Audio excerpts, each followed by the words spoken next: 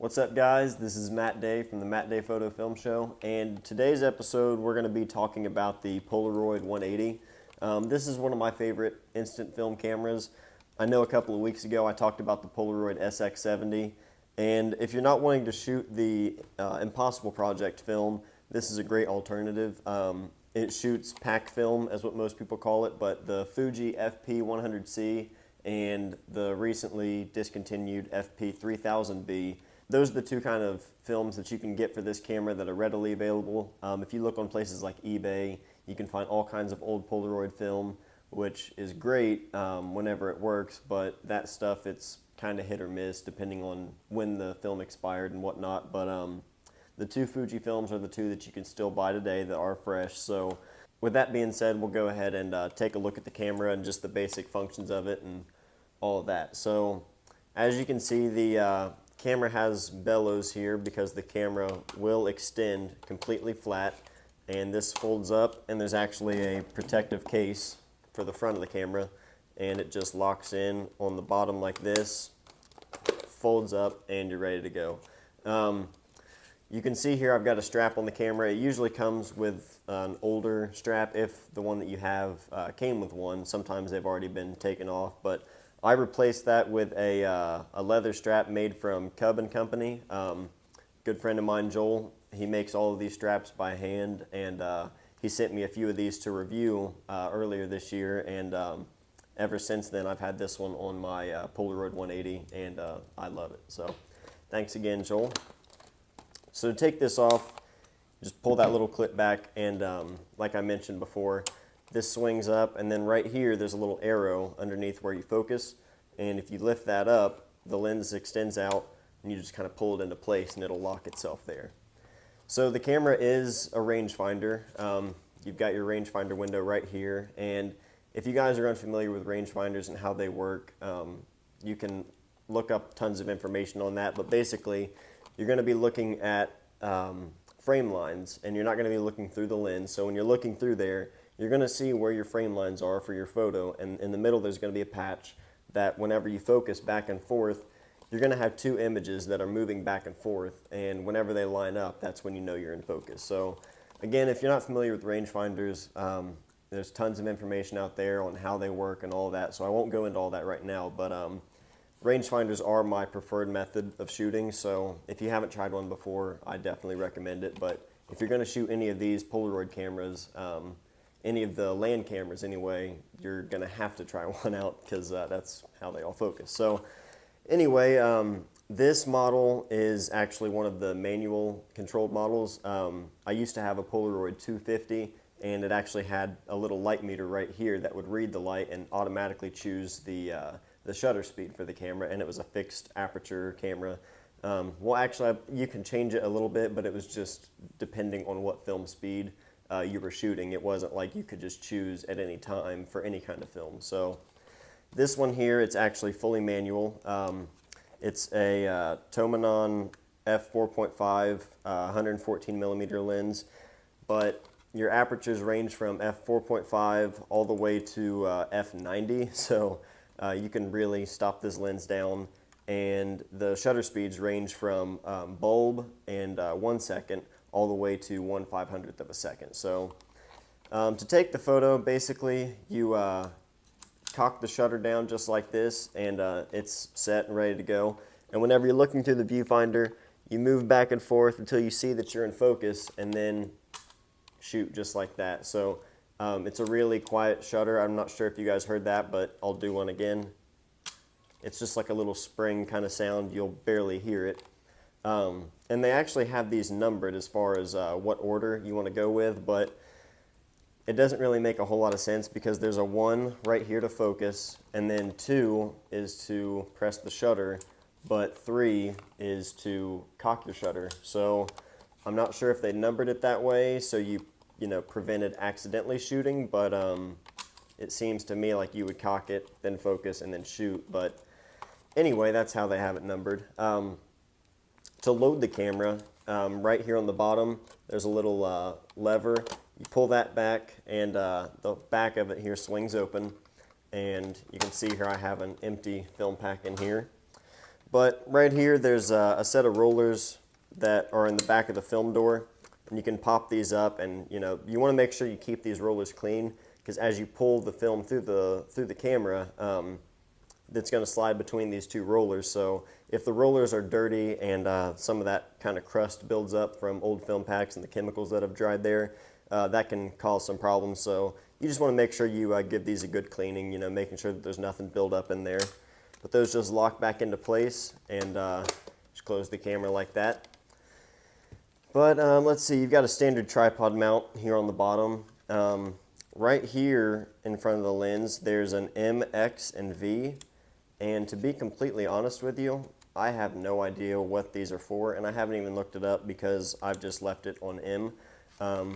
I'm assuming that they might have to do with the flash sync speed that you're using, or the flash sync, whatever, because you do have flash sync ports right here, and I'm assuming that's what that's for, because I know that a lot of lenses have that, and they're usually listed right by the flash sync, but you'd have to check on that because I honestly have no idea.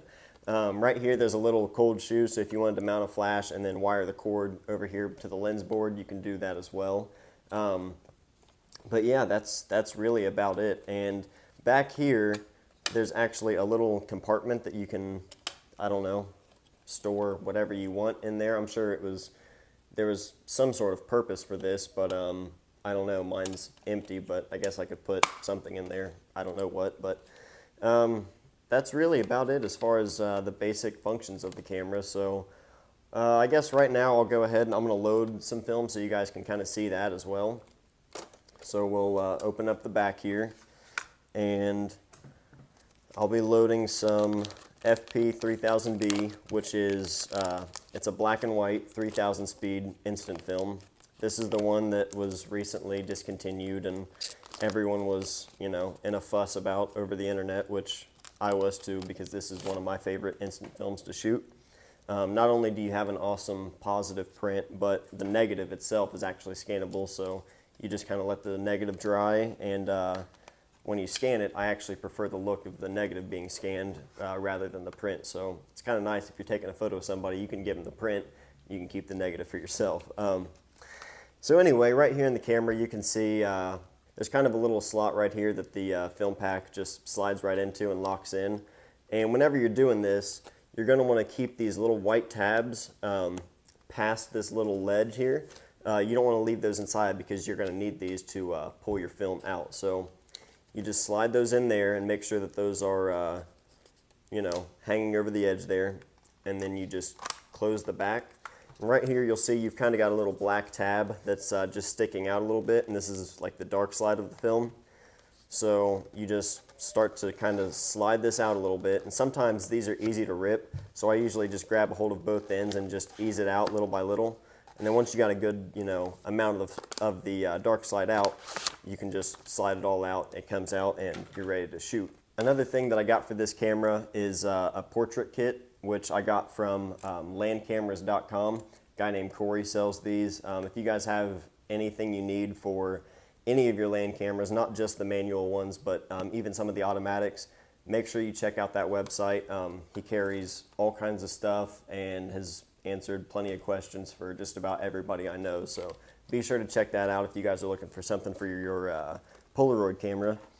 But I'll show you guys here. It's a really simple thing, but you're going to be able to focus a lot closer using the portrait kit than you would without it. So right here there's a little filter adapter ring, and this just slides right onto the front of the lens. And you've got a set of goggles here, and it says landcameras.com. This is the professional portrait attachment, and the focusing range is from 19 to 42 inches. Polaroid made these as well, but Corey's had a bunch of them and just put his kind of sticker there, which is pretty cool. But you just slide this over top of your viewfinder just like that. So it's going to compensate for your viewfinder here and also for the rangefinder. And you've got a little filter here. It's just a portrait plus one filter. And you take this out. This will slide right onto the filter adapter you put on there. So with this, you'll be able to focus, like I said, a lot closer than you would without the lens attachment on there, so you'll be able to fill your frame a lot easier. And like I said, it's a portrait attachment, so that's always great for portraits, being able to get closer and really fill that frame. So, okay, so what I've decided to do, even though this film is discontinued and I'm trying to save every frame that I can from the stash that I've built up, I've decided I'm going to go ahead and take a photo just so you guys can see how the camera works whenever you take a photo and you actually, you know, pull the print out and stuff like that. So, all right, this is going to be a boring photo of the GoPro camera, but let me get as close as I can so you guys can see just how close you can focus with the portrait attachment. Okay, right there, so we're already set. And 1, 2, 3.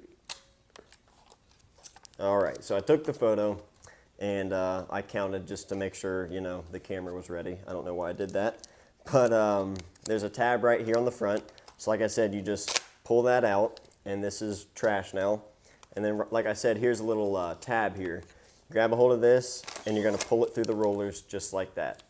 So you can see here we've got the print, which is on this side, and then this here is the negative. So we'll go ahead and peel this now.